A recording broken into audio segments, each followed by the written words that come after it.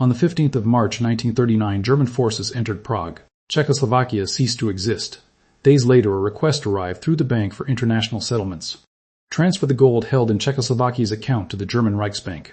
The decision sat with one man, Montagu Norman, governor of the Bank of England. He approved the transfer. Why was gold moved on behalf of an occupied nation to the institution of the occupying power, and who decided that was acceptable? The gold was worth £5.6 million.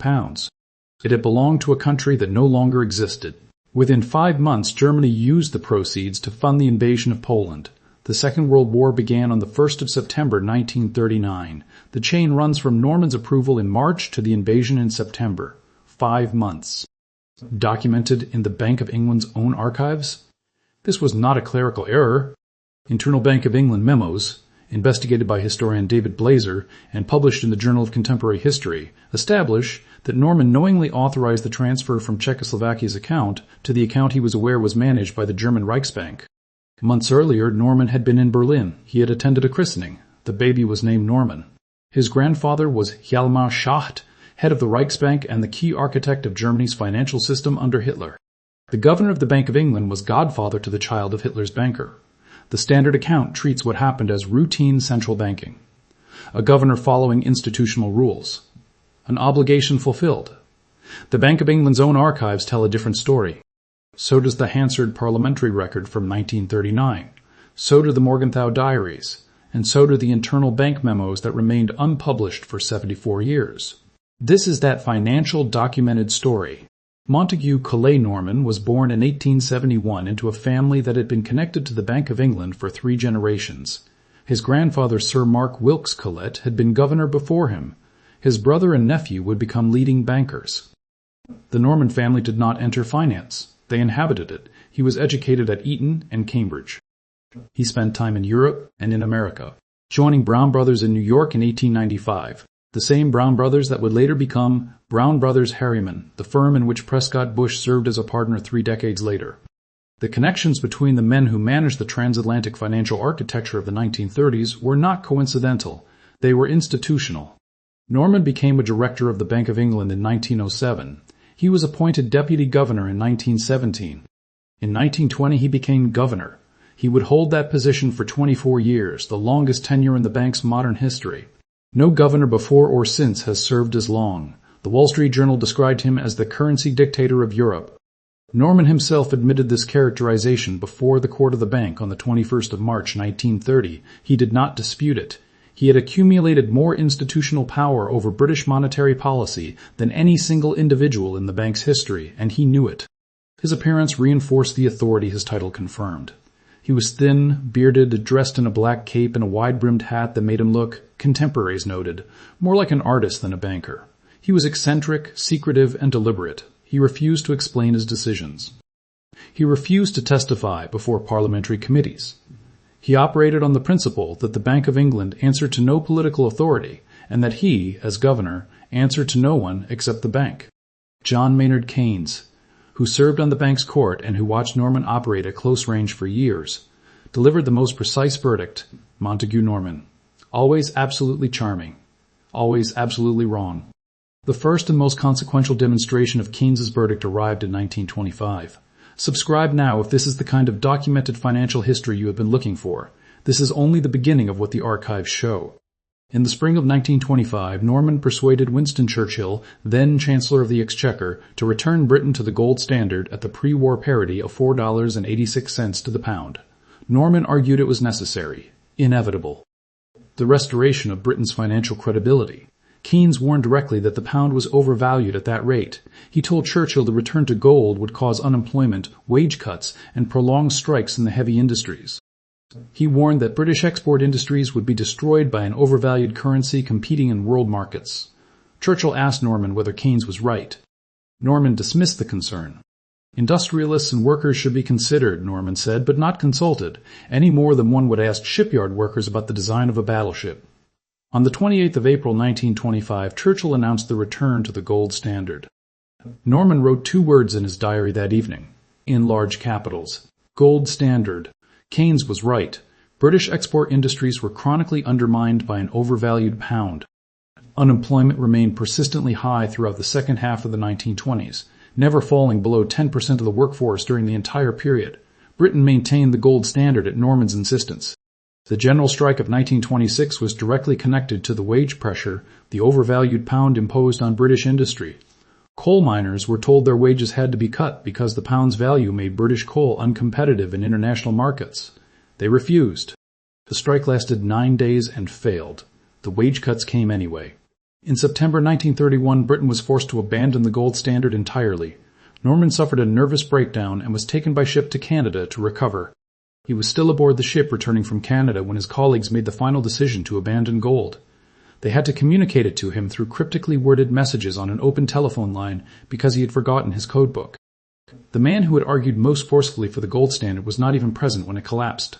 Churchill later said the return to the gold standard had been the biggest blunder of his political life. He added, Montagu Norman had spread his blandishments before him till it was done and had then left him severely alone.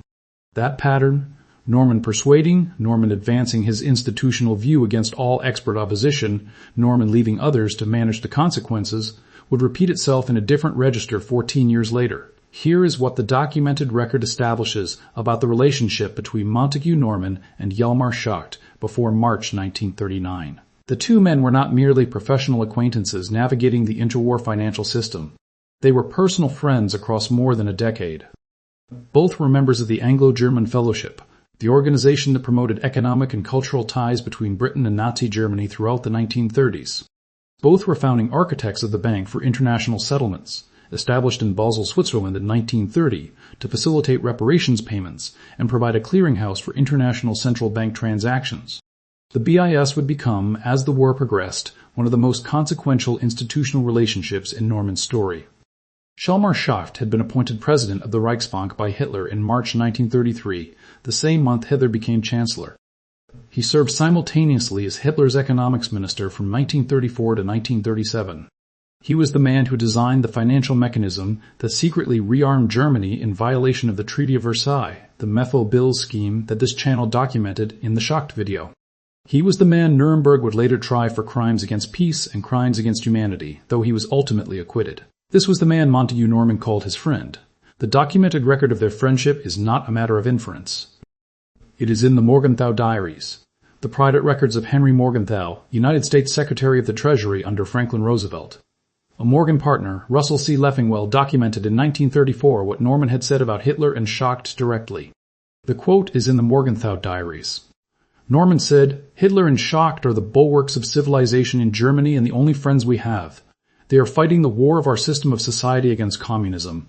If they fail, communism will follow in Germany and anything may follow in Europe. Norman said this in 1934, 1 year after Hitler became chancellor, after the Reichstag fire, after the first concentration camps had opened, after the April 1933 boycott of Jewish businesses had been publicly announced and executed. Norman looked at what Hitler's Germany had become in its first year and called it a bulwark of civilization. The Morgenthau diaries are in the National Archives of the United States. They are a primary source. The quote is documented. Liaquat Ahmed's Lords of Finance, which draws directly on the Norman archive and the contemporaneous records of the major central bankers of the interwar period, describes Norman as admiring Schacht throughout the early years of Nazi rule, and in Ahmed's documented account. Even admiring the economic achievements of Hitler himself during the period of German recovery from the 1929 Depression. Both Norman and Schacht were members of the Anglo-German Fellowship. The organization was founded in 1935. Its membership included senior British politicians, industrialists, and bankers who believed that economic engagement with Nazi Germany was both commercially beneficial and strategically preferable to confrontation. The Fellowship was not a fringe organization. It operated from London with the knowledge of the British establishment and maintained connections to the Foreign Office throughout its existence. Norman was also central to the operation of the Bank for International Settlements. The BIS had been founded in 1930. Norman was one of its key architects to facilitate international financial transfers between central banks. Its board included representatives from both the Allied and Axis powers.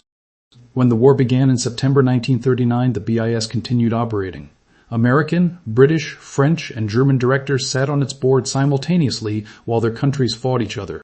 During the war, the BIS transferred not only Czech gold but looted gold from Belgium, the Netherlands, and other occupied countries to the Reichsbank. United States Treasury officials led by Henry Morgenthau repeatedly demanded that the BIS be closed, or at minimum suspended. Norman remained the most powerful advocate for preserving the BIS's autonomy throughout this period. On the 15th of March 1939, the Wehrmacht occupied Czechoslovakia. The Czech National Bank's gold reserves were immediately targeted by the Reichsbank. The Czech directors were ordered at gunpoint to sign a request to the bank for international settlements authorizing the transfer of their gold to Germany. The BIS then requested the Bank of England to execute the transfer, moving the gold from Czechoslovakia's account to the Reichsbank's account. Both accounts were held in London. The gold did not physically move. Only the ownership did. On the 22nd of March, Norman received a telephone message from the governor of the Bank of France. The French were proposing a joint protest to the president of the BIS against the transfer. They wanted Norman to join them in refusing. Norman's response is documented in his own communication to the Treasury that day. He declined. His position was that it would be wrong and dangerous to attempt for political reasons to influence the decisions of the president of the BIS. The BIS rules had to be followed, no matter what. He approved the transfer. Historian David Blazer's investigation of the Bank of England's internal memos, published in the Journal of Contemporary History in 2005, establishes with precision what Norman knew. The transfer moved Czech gold from Czechoslovakia's number 2 account at the BIS to account number 17. Norman was aware that account number 17 was managed by the German Reichsbank. He approved it knowing this. The memo trail is in the Bank of England's own archive records, published digitally in 2013. The transfer was worth £5.6 million. In today's money, that is approximately £736 million, over $1 billion. It represented the national gold reserve of an occupied country, transferred to the institution of the power that had occupied it, 5 days after the occupation, at the instruction of the occupying force's central bank, approved by the governor of the Bank of England. What Parliament was told was incomplete. The Bank of England failed to disclose that the gold was still physically held in London. It had merely been transferred between accounts on the bank's books. The parliamentary debate that followed was conducted without this information. Before the matter was even raised in the House of Commons, efforts had been made to keep the entire transaction secret. When the story began to emerge, Brendan Bracken, the MP for North Paddington and one of Winston Churchill's closest political allies, declared in Parliament on the 27th of May 1939 that transferring Czech gold to Nazi gangsters was to sanction the most notorious outrage of this generation, the rape of Czechoslovakia. That phrase is in the Hansard record. It was said by a man who sat on Churchill's own political inner circle. Norman's response was to continue. On the 1st of June 1939, 10 weeks after the Czech occupation and 3 months before the outbreak of the Second World War, Norman facilitated further German sales of that gold on the international market. The proceeds from those sales became part of the financial architecture through which Germany funded the invasion of Poland on the 1st of September 1939. The chain runs from Norman's March approval to the June sales to the September invasion. Each link is documented. The Hansard record of the House of Lords debate on the 11th of July 1939 is a primary source. The Bank of England's own archived documents published in 2013 are a primary source. The Journal of Contemporary History paper by David Blazer is a primary source. Every transaction is in the public record. If this is the kind of documented financial history you have been looking for, please subscribe to this channel. The paper trail in this video has been open for over 80 years. On the 3rd of September 1939, Britain declared war on Germany. Montagu Norman remained governor of the Bank of England. His view of the BIS did not change. In the autumn of 1939, 2 months after the outbreak of war, Norman again supported transfers of Czech gold to Hitler's Germany through the BIS mechanism. His own government intervened to block him. It took a documented, long controversial meeting with the Chancellor of the Exchequer on the 10th of October 1939, 5 weeks after Britain had declared war on Germany, before Norman agreed to have the BIS rein in its activities on the Czech account. The phrase, long controversial meeting, is from the Bank of England's own historical record. The institution used those words to describe a meeting between its governor and the British government about whether to stop transferring gold to a country Britain was at war with. Norman's position throughout was consistent with everything he had argued since 1930. The BIS was an international institution. Its rules superseded political considerations. The war was a political matter. Central banking was not. In 1942, Franklin Roosevelt expressed concern to Winston Churchill about Norman's conduct. Roosevelt asked Churchill to investigate the allegations that Norman had harbored Nazi sympathies during the war, and specifically the charge that Norman had met Hjalmar Schacht in neutral Sweden in May 1941. Churchill asked the future Prime Minister Anthony Eden to pursue the investigation. When Eden pressed Norman about his relationship with Schacht, Norman's defense was that he had not seen Schacht in over a year. Churchill was not satisfied with this answer. The war had been underway for nearly 2 years at that point. The standard of not having seen one's friend in over a year, a friend who ran the central bank of the country Britain was fighting, was not the reassurance the investigation had been seeking. Norman retired from the Bank of England in 1944. He was raised to the peerage as Baron Norman of Sinclair in Kent in October of that year. He received the honor of a hereditary barony from a country whose gold reserves he had helped preserve through 24 years of monetary stewardship and whose enemies' gold reserves he had helped transfer in 1939. Montagu Norman died on the 4th of February 1950. He died at home. He faced no investigation, no charges were ever brought. No parliamentary inquiry examined his conduct during the Czech gold transfer or his wartime relationship with Schacht. The transactions were in the public record. The Hansard debates from 1939 document what Parliament was told and what it was not told, the documentary evidence of what Norman approved and when was available. None of it produced a formal reckoning. Hjalmar Schacht outlived him by 20 years. Schacht was tried at Nuremberg. The prosecution presented evidence of his role in financing German rearmament. He was acquitted. He died in June 1970 at the age of 93. The two men who had called each other friends across the most consequential decade in modern European history, the governor of the Bank of England and the president of the Reichsbank, both died free. Norman's portrait hung in the Bank of England's Monetary Policy Committee meeting room for decades after his death. A former member of the bank's rate-setting committee, Adam Posen, later described his approach to the portrait directly. When he could not decide which way to vote on interest rates, he would look at the giant portrait of Norman on the wall and ask himself what Montagu would do, then do the opposite. In July 2013, Mark Carney took over as governor of the Bank of England. One of his first acts was to remove Norman's portrait from the governor's private meeting room. The same month, the bank published its archives digitally for the first time. Those digitally published archives are what confirmed to the public what David Blazer had established in the Journal of Contemporary History in 2005. That Norman had knowingly authorized the Czech gold transfer to the Reichsbank's account. The institution removed the portrait and published the evidence in the same month. The timing was not coincidental. The Bank for International Settlements still exists. It operates today from Basel, Switzerland. Its founding architects included Montagu Norman and Hjalmar Schacht. It continued transferring gold between Allied and Axis accounts during the Second World War. It was never reformed in the way that American Treasury officials and some members of the British government had demanded during the war. The institution that Norman fought to protect throughout his final years as governor is still the central clearinghouse for international central bank transactions. The Czech gold transfer is in the Bank of England's own archived documents. The Morgenthau diaries documenting Norman's statement about Hitler are in the United States National Archives. The Hansard record of the parliamentary debates from 1939 is publicly accessible. David Blazer's Journal of Contemporary History paper from 2005 draws on the Bank of England's internal memos directly. Liaquat Ahmed's Lords of Finance draws on the Norman archive. Every claim in this video is in a publicly accessible primary source. The standard account of Montagu Norman describes a flawed but dedicated public servant who made monetary policy errors and maintained professional relationships across political lines. The documents describe something more specific. A man who called Hitler a bulwark of civilization in 1934, who attended the christening of Schacht's grandson in Berlin in January 1939, who approved the transfer of occupied Czechoslovakia's gold to the Reichsbank 5 days after the occupation, who facilitated further German gold sales 3 months before the war began, who tried to continue transferring Czech gold 2 months after Britain declared war, who told his government he had not seen Schacht in over a year when the President of the United States had reason to believe otherwise. None of that is disputed by the Bank of England's own archives. What is disputed is what it means and what it should have produced. The portrait came down in 2013. The archives went up in 2013.